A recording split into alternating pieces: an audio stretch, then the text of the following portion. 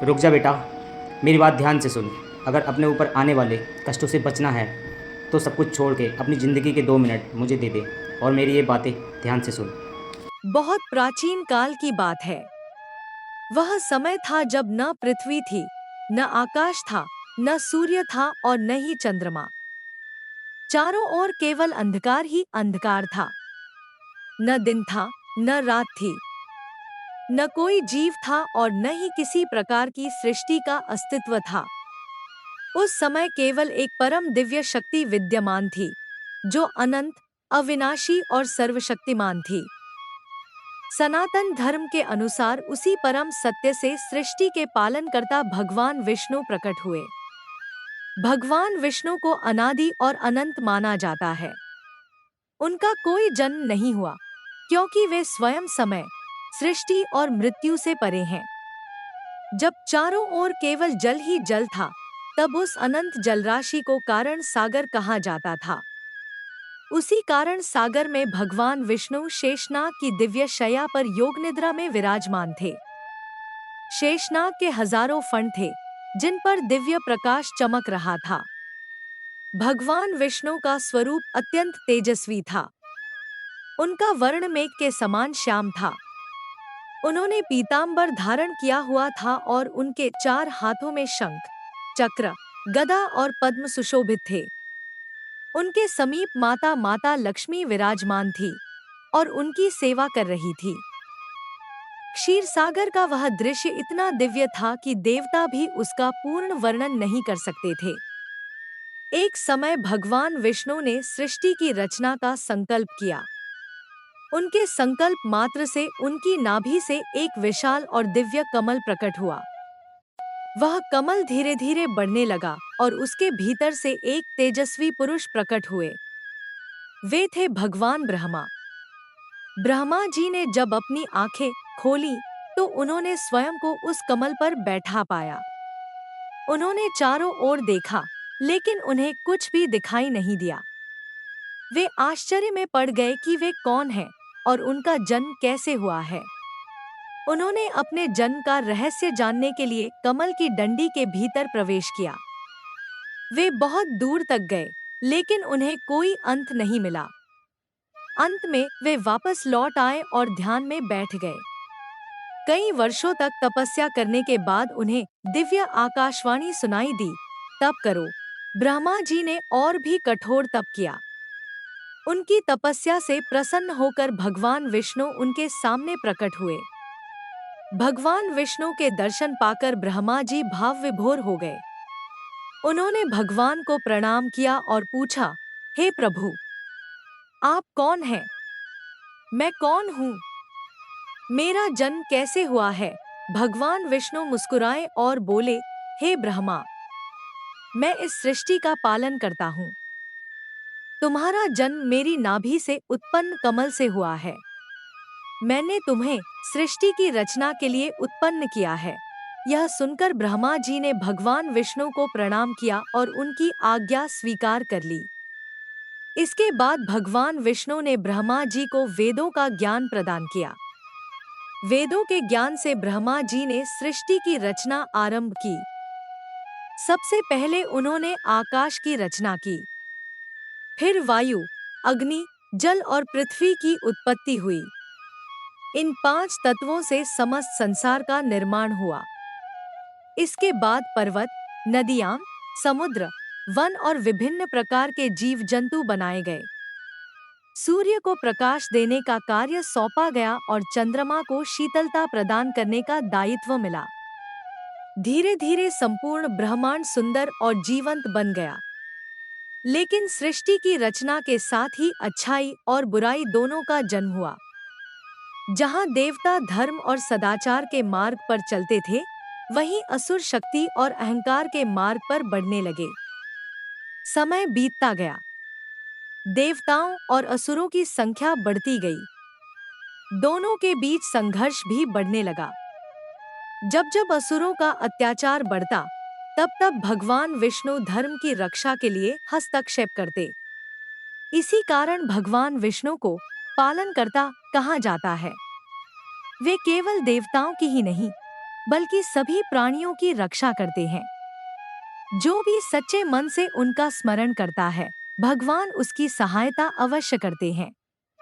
एक बार देवताओं ने भगवान विष्णु से पूछा, हे प्रभु, यदि संसार में अधर्म बढ़ जाएगा तो उसकी रक्षा कौन करेगा? भगवान विष्णु ने उत्तर दिया, जब जब धर्म की हानि होगी और अधर्म बढ़ेगा, तब तब मैं विभिन्न अवतारों में प्रकट होकर धर्म की स्थापना करूंगा।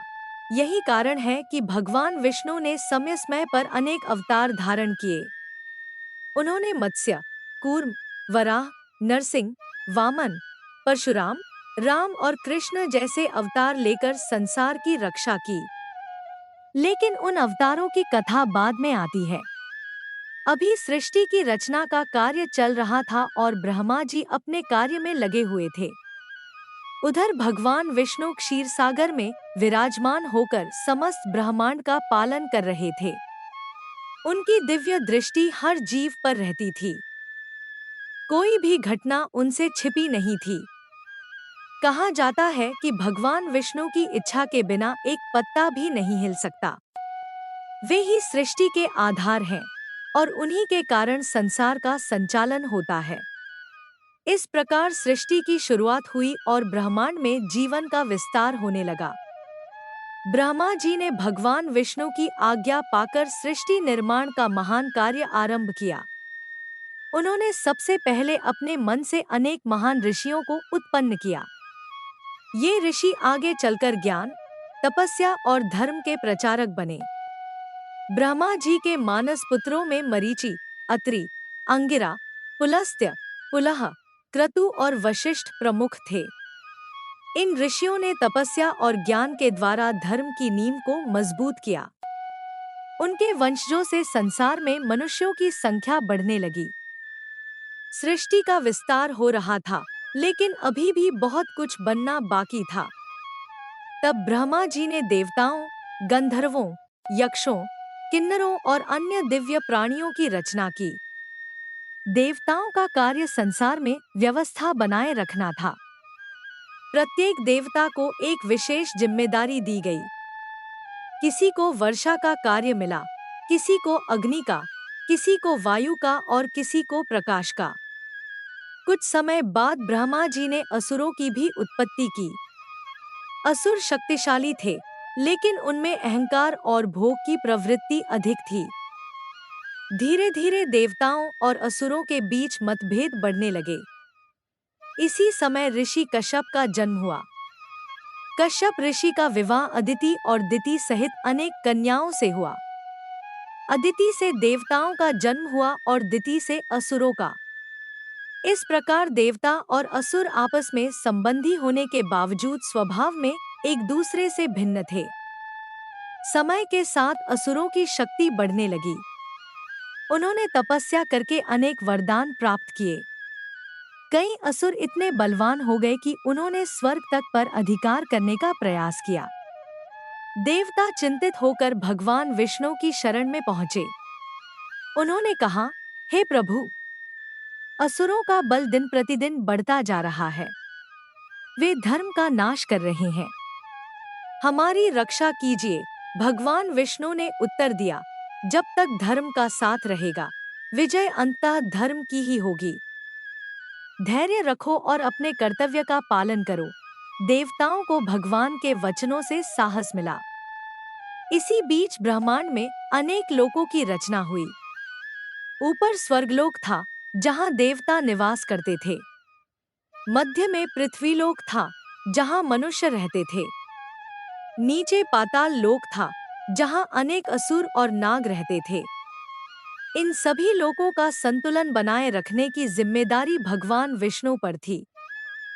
उधर माता लक्ष्मी सदा भगवान विष्णु के साथ रहती थी। जहां भगवान विष्णु धर्म की रक्षा करते थे, वहीं माता लक्ष्मी समृद्धि और सौभाग्य प्रदान करती थी। कहा जाता है कि जो व्यक्ति सत्य, परिश्रम और धर्म का पालन करता है, उस पर भगवान विष्णु और माता लक्ष्मी दोनों की कृपा बनी रहती है। समय बीतता गया।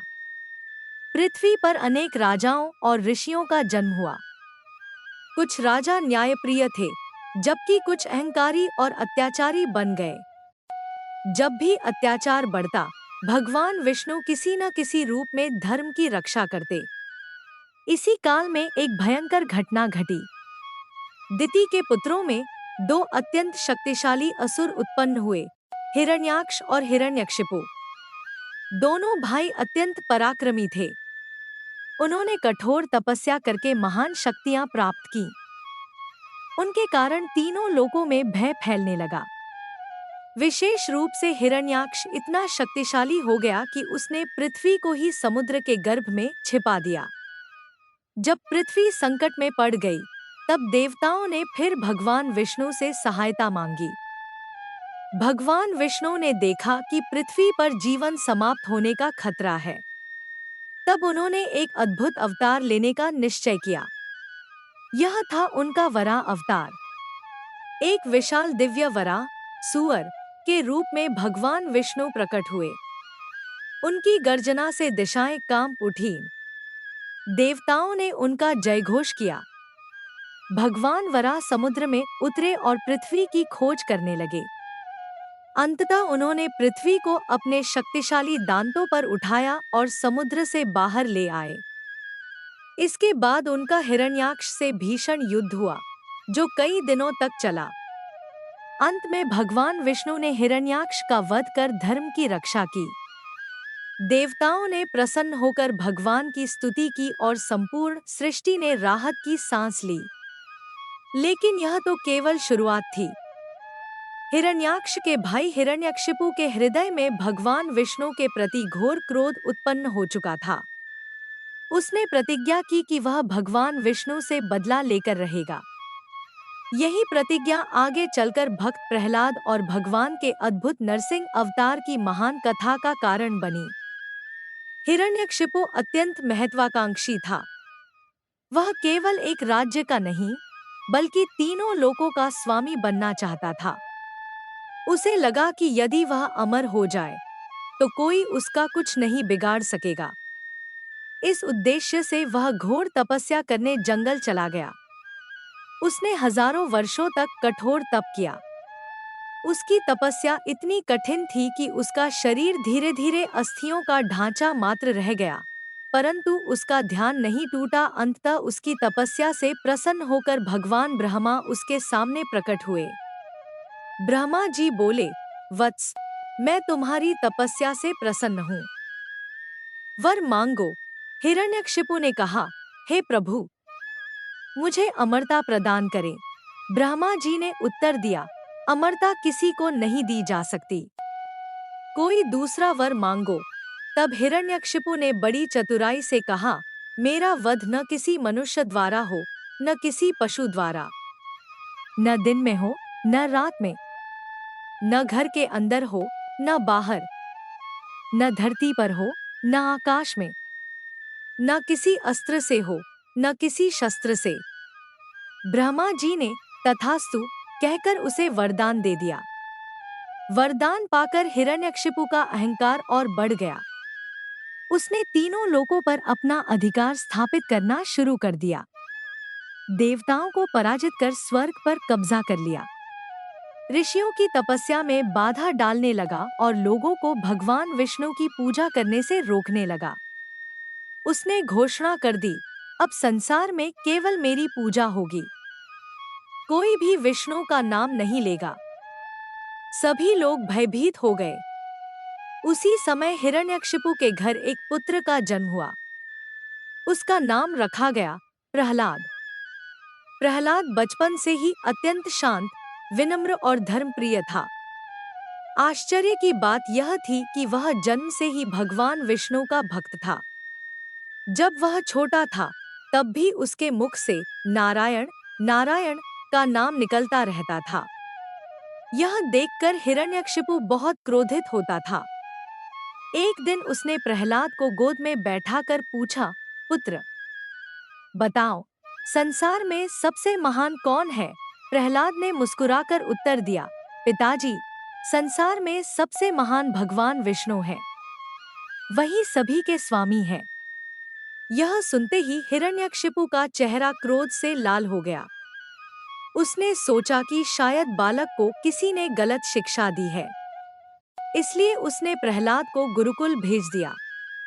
लेकिन गुरुकुल में भी प्रहलाद अपने साथियों को भगवान विष्णु की भक्ति का उपदेश देने लगा। जब यह बात हिरण्यकशिपु को पता चली, तो वह क्रोधित होकर बोला, यह बालक मेरे ही घर में मेरा विरोध कर रहा है। उसने प्रहलाद को समझाने की बहुत कोशिश की, परंतु प्रहलाद अपने विश्वास पर अडिग रहा। तब हिरण्यकशिपु ने उसे दंड देने का निर्णय लिया। उसने सैनिकों को आदेश दिया कि प्रहलाद को ऊंचे पर्वत से नीचे फेंक दिया जाए। सैनिकों ने ऐसा ही किया, लेकिन भगवान विष्णु की कृपा से प्रहलाद सुरक्षित बच गया। फिर उसे विषैले सर्पों के बीच डाल दिया गया, परंतु सर्पों ने उसे कोई हानि नहीं पहुंचाई। कभी उसे हाथियों से कुचलवाने का प्रयास किया गया, कभी विष दिया गया, लेकिन हर बार भगवान की कृपा से वह सुरक्षित रहा। हिरण्यकशिपु आश्चर्यचकित था कि यह बालक बार बार कैसे बच जाता है। एक दिन उसने अपनी बहन होलिका को बुलाया। होलिका को अग्नि से न जलने का वरदान प्राप्त था। योजना बनी कि होलिका प्रहलाद को गोद में लेकर अग्नि में बैठेगी। अग्नि से प्रहलाद जल जाएगा और होलिका सुरक्षित बच जाएगी। लेकिन हुआ इसके विपरीत। भगवान विष्णु की कृपा से प्रहलाद सुरक्षित बच गया और होलिका अग्नि में जलकर भस्म हो गई। इसी घटना की स्मृति में आज भी होलिका दहन मनाया जाता है।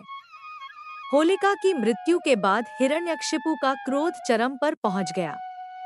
एक दिन उसने प्रहलाद को अपने दरबार में बुलाया और पूछा, तुम जिस विष्णु की पूजा करते हो, वह कहाँ है? प्रहलाद ने शांत स्वर में कहा, भगवान हर जगह हैं। हिरण्यकशिपु ने पास खड़े एक विशाल स्तंभ की ओर इशारा किया और पूछा, क्या वह इस स्तंभ में भी है? प्रहलाद ने उत्तर दिया, हाँ, भगवान वहाँ भी हैं। यह सुनकर हिरण्यकशिपु ने क्रोध में आकर अपनी गदा से स्तंभ पर प्रहार किया। जैसे ही स्तंभ टूटा, उसमें से एक भयंकर गर्जना सुनाई दी।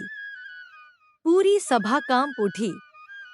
स्तंभ से भगवान विष्णु का अद्भुत रूप प्रकट हुआ, नरसिंह। उनका शरीर मनुष्य का था और मुख सिंह का। न वे पूर्ण मनुष्य थे, न पूर्ण पशु। हिरण्यकशिपु ने उन पर आक्रमण किया, लेकिन नरसिंह भगवान ने उसे पकड़ लिया। उस समय संध्या का समय था, न दिन था, न रात। भगवान उसे महल की चौखट पर ले गए, न अंदर, न बाहर।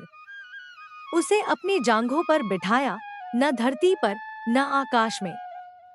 फिर अपने नखों से उसका वध किया, न अस्त्र से, न शस्त्र से। इस प्रकार ब्रह्मा जी के वरदान की सभी शर्तें बनी रहीं और अधर्म का अंत हो गया।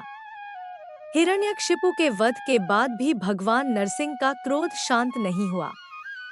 देवता भी उनके निकट जाने का साहस नहीं कर पा रहे थे। तब छोटे बालक प्रहलाद ने आगे बढ़कर भगवान के चरणों में प्रणाम किया। अपने प्रिय भक्त को देखकर भगवान नरसिंह का क्रोध शांत हो गया।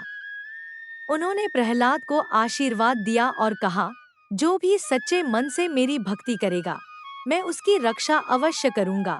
प्रहलाद आगे चलकर एक महान और धर्मनिष्ठ राजा बना। उसकी कीर्ति तीनों लोकों में फैल गई।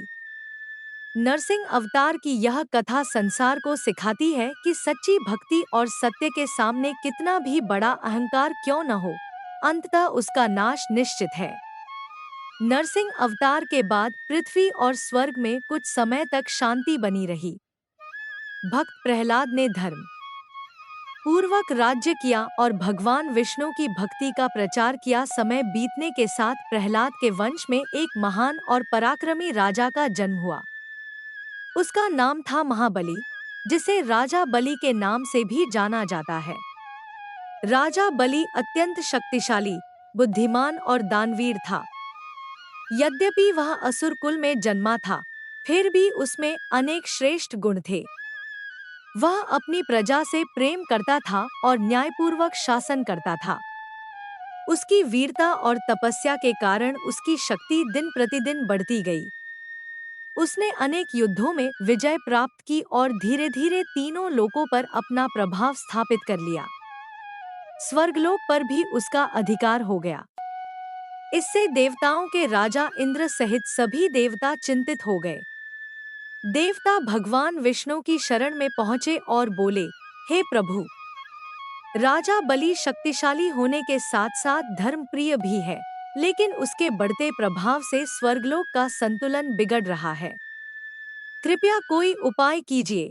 भगवान विष्णु जानते थे कि बलि दुष्ट नहीं है, बल्कि अत्यंत उदार और सत्यनिष्ठ राजा है। इसलिए उन्होंने उसका विनाश करने के बजाय उसे विनम्रता का पाठ पढ़ाने का निश्चय किया। उसी समय अदिति ने भगवान विष्णु की आराधना की। उनकी भक्ति से प्रसन्न होकर भगवान ने वचन दिया कि वे उनके पुत्र के रूप में जन्म लेंगे। कुछ समय बाद भगवान विष्णु ने एक दिव्य ब्राह्मण बालक के रूप में अवतार लिया। यह था उनका 5वां अवतार, वामन। वामन रूप में भगवान का शरीर छोटा था, लेकिन उनका तेज सूर्य के समान चमक रहा था। उनके हाथ में कमंडल था और वेदों का ज्ञान उनके मुखमंडल से झलकता था। उधर राजा बलि एक विशाल यज्ञ का आयोजन कर रहा था। उसने घोषणा की थी कि यज्ञ के दौरान जो भी याचक उससे कुछ मांगेगा, उसे निराश नहीं लौटाया जाएगा। जब यज्ञ चल रहा था, तभी वामन देव वहां पहुंचे। नराजा बलि ने उनका आदरपूर्वक स्वागत किया और कहा, न हे ब्राह्मण कुमार, आपका स्वागत है। बताइए, आप क्या चाहते हैं? वामन भगवान ने मुस्कुराकर कहा, राजन, मुझे केवल 3 पग भूमि चाहिए। सभा में बैठे सभी लोग आश्चर्यचकित हो गए।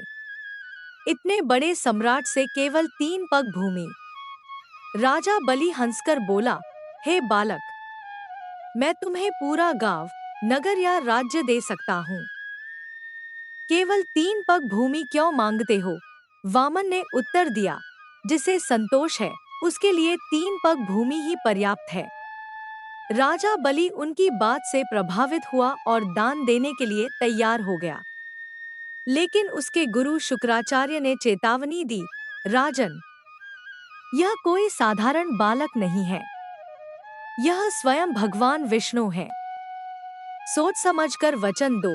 राजा बलि ने उत्तर दिया, यदि यह भगवान विष्णु है, तो इससे बड़ा सौभाग्य क्या हो सकता है? मैं अपना वचन नहीं तोड़ूंगा। यह सुनकर भगवान प्रसन्न हो गए। जैसे ही राजा बलि ने दान का संकल्प लिया, वामन का स्वरूप अचानक विशाल होने लगा। उनका शरीर आकाश से भी ऊंचा हो गया। उनका दिव्य रूप देखकर सभी देवता और ऋषि विस्मित रह गए। पहले कदम में उन्होंने पूरी पृथ्वी नाप ली। दूसरे कदम में स्वर्गलोक और समस्त आकाश को नाप लिया। अब तीसरे कदम के लिए कोई स्थान शेष नहीं बचा। तब भगवान ने राजा बलि से पूछा, राजन, अब मेरा तीसरा कदम कहाँ रखा जाए?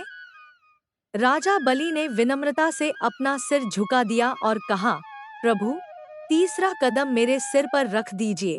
भगवान विष्णु उसकी विनम्रता और सत्यनिष्ठा से अत्यंत प्रसन्न हुए। उन्होंने अपना तीसरा कदम राजा बलि के सिर पर रखा और उसे पाताल लोक का राजा बना दिया। लेकिन यह दंड नहीं था। भगवान ने कहा, हे बलि, तुम दान, सत्य और वचन पालन में अद्वितीय हो। मैं स्वयं तुम्हारे द्वार की रक्षा करूंगा। राजा बलि ने भगवान को प्रणाम किया और कहा, प्रभु, आपकी कृपा ही मेरे लिए सबसे बड़ा पुरस्कार है। इस प्रकार वामन अवतार के माध्यम से भगवान विष्णु ने संसार को सिखाया कि शक्ति और संपत्ति से अधिक महत्वपूर्ण विनम्रता, सत्य और वचन का पालन है।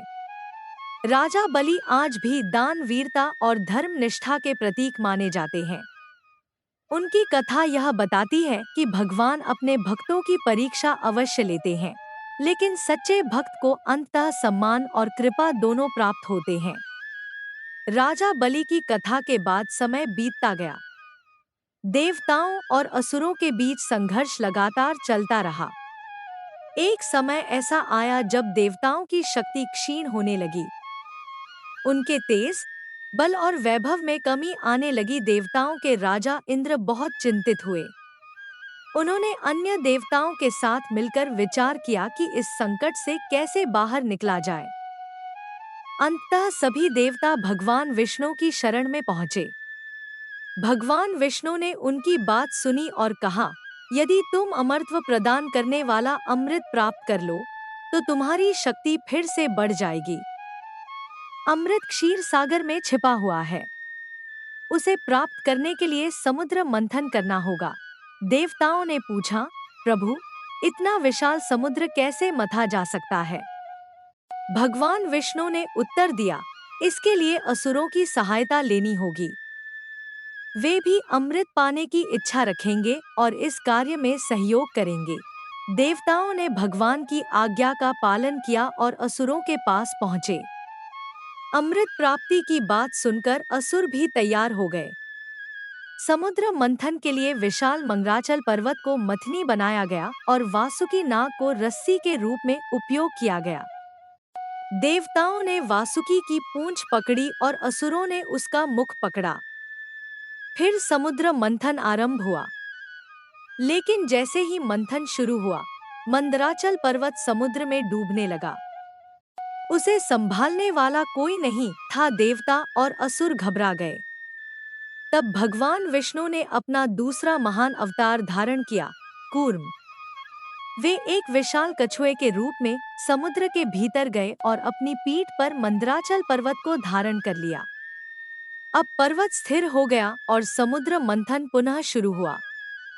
मंथन बहुत लंबे समय तक चलता रहा। समुद्र से एक एक करके अनेक दिव्य रत्न और अद्भुत वस्तुएं निकलने लगी। सबसे पहले निकला भयंकर विष, हलाहल। उस विष की ज्वाला से तीनों लोकों में हाहाकार मच गया। देवता और असुर भयभीत हो गए। तब सभी ने भगवान शिव की शरण ली। भगवान शिव ने संसार की रक्षा के लिए वह विष अपने कंठ में धारण कर लिया। विष के प्रभाव से उनका कंठ नीला पड़ गया और वे नीलकंठ कहलाए। इसके बाद समुद्र से अनेक दिव्य रत्न प्रकट हुए। कामधेनु, उच्च, ऐश्रवा, ऐरावत, वारुण, अप्सराएं, अमृत। फिर समुद्र से एक अत्यंत दिव्य और सुंदर देवी प्रकट हुई, माता लक्ष्मी। उनके प्रकट होते ही चारों ओर प्रकाश फैल गया। देवताओं और ऋषियों ने उनकी स्तुति की। माता लक्ष्मी ने सभी को देखा और अंततः भगवान विष्णु को अपना पति चुना। इस प्रकार लक्ष्मी और विष्णु का दिव्य मिलन हुआ। समुद्र मंथन आगे बढ़ा और अंत में धन्वंतरी अमृत कलश लेकर प्रकट हुए। अमृत को देखकर असुर तुरंत उसे छीनकर भाग गए। देवता निराश हो गए। तब भगवान विष्णु ने एक अद्भुत लीला की। उन्होंने अत्यंत सुंदर स्त्री का रूप धारण किया। यह रूप था मोहिनी। मोहिनी के सौंदर्य को देखकर असुर मोहित हो गए। मोहिनी ने कहा, यदि तुम चाहो तो मैं अमृत का न्यायपूर्ण वितरण कर सकती हूँ। असुर मान गए और अमृत कलश मोहिनी को सौंप दिया। मोहिनी ने चतुराई से अमृत केवल देवताओं को पिला दिया। एक असुर जिसका नाम राहु था, देवता का रूप धारण करके अमृत पीने बैठ गया। लेकिन सूर्य और चंद्रमा ने उसे पहचान लिया और मोहिनी को बता दिया। तुरंत भगवान विष्णु ने अपने सुदर्शन चक्र से राहु का सिर धड़ से अलग कर दिया। चूंकि राहु अमृत का कुछ भाग पी चुका था, इसलिए उसका सिर अमर हो गया। कहा जाता है कि उसी कारण राहु समय समय पर सूर्य और चंद्रमा को ग्रसने का प्रयास करता है, जिसे ग्रहण कहा जाता है। अमृत प्राप्त करने के बाद देवताओं की शक्ति लौट आई। उन्होंने असुरों को पराजित किया और स्वर्गलोक में पुनः शांति स्थापित हुई। समुद्र मंथन की यह कथा केवल अमृत प्राप्ति की कहानी नहीं है। यह सिखाती है कि महान उपलब्धियां प्राप्त करने के लिए धैर्य, सहयोग और परिश्रम आवश्यक है। साथ ही यह भी कि भगवान विष्णु सदैव धर्म और संतुलन की रक्षा के लिए विभिन्न रूप धारण करते हैं। समुद्र मंथन के बाद पृथ्वी पर फिर से धर्म और व्यवस्था स्थापित होने लगी। लेकिन समय के साथ कुछ राजाओं में अहंकार बढ़ने लगा। वे अपनी शक्ति का दुरुपयोग करने लगे और प्रजा पर अत्याचार करने लगे। जब अधर्म बढ़ा और निर्दोष लोगों पर अत्याचार होने लगा, तब भगवान विष्णु ने एक नए अवतार के रूप में पृथ्वी पर आने का निश्चय किया। यह था उनका छठा अवतार, परशुराम। परशुराम का जन्म महान ऋषि जमदग्नि और उनकी धर्मपत्नी रेणुका के घर हुआ था। उनका नाम राम रखा गया, लेकिन बाद में भगवान शिव से प्राप्त परशु, फरसा धारण करने के कारण वे परशुराम कहलाए। बाल्यकाल से ही परशुराम अत्यंत तेजस्वी, पराक्रमी और धर्मनिष्ठ थे। उन्होंने वेदों का अध्ययन किया और कठोर तपस्या की। उनकी भक्ति से प्रसन्न होकर भगवान शिव ने उन्हें दिव्य अस्त्र शस्त्र और परशु प्रदान किया। उस समय पृथ्वी पर एक अत्यंत शक्तिशाली राजा शासन करता था, कार्तवीर्य अर्जुन। कहा जाता है कि उसके 1000 भुजाएं थी और वह अपार शक्ति का स्वामी था। शुरुआत में वह न्यायप्रिय था, लेकिन धीरे धीरे उसे अपनी शक्ति का घमंड हो गया। उसने ऋषियों और साधुओं का अपमान करना शुरू कर दिया। एक दिन कार्तवीर्य अर्जुन अपने सैनिकों सहित ऋषि जमदग्नि के आश्रम पहुंचा। ऋषि ने अपनी दिव्य गाय कामधेनु की सहायता से राजा और उसकी सेना का आदर सत्कार किया। राजा यह देखकर आश्चर्यचकित हो गया कि एक साधारण आश्रम में इतनी व्यवस्था कैसे हो सकती है। जब उसे कामधेनु की शक्ति का पता चला, तो उसके मन में लालच उत्पन्न हो गया। उसने बलपूर्वक कामधेनु को ले जाने का प्रयास किया। ऋषि जमदग्नि ने इसका विरोध किया, लेकिन राजा ने उनकी बात नहीं मानी। जब परशुराम को यह समाचार मिला, तो वे क्रोधित हो उठे। उन्होंने राजा को युद्ध के लिए ललकारा। भीषण युद्ध हुआ।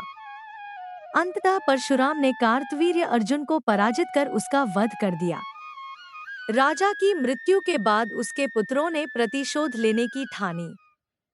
एक दिन जब परशुराम आश्रम से बाहर थे, तब उन्होंने ऋषि जमदग्नि पर आक्रमण कर दिया और उनकी हत्या कर दी। जब परशुराम लौटे, तो उन्होंने अपने पिता का निर्जीव शरीर देखा। उनकी माता रेणुका विलाप कर रही थी। यह दृश्य देखकर परशुराम का हृदय दोहक और क्रोध से भर गया।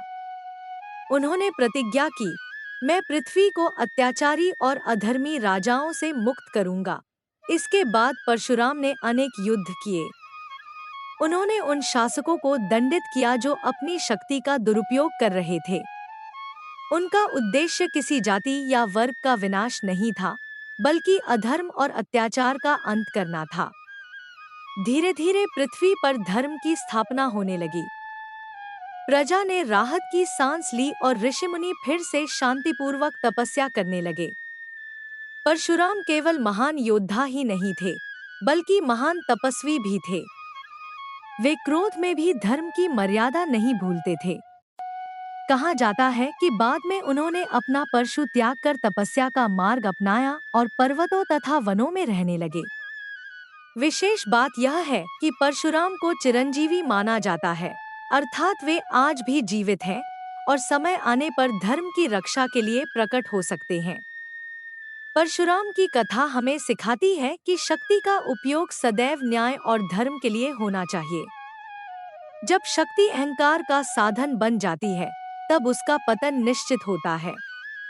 उनका जीवन यह भी सिखाता है कि अन्याय का विरोध करना आवश्यक है, लेकिन वह विरोध धर्म और मर्यादा के भीतर होना चाहिए। दोस्तों, अगर वीडियो अच्छा लगा हो तो चैनल को सब्सक्राइब करें, लाइक करें और शेयर करें और कमेंट में हर हर महादेव जरूर लिखें।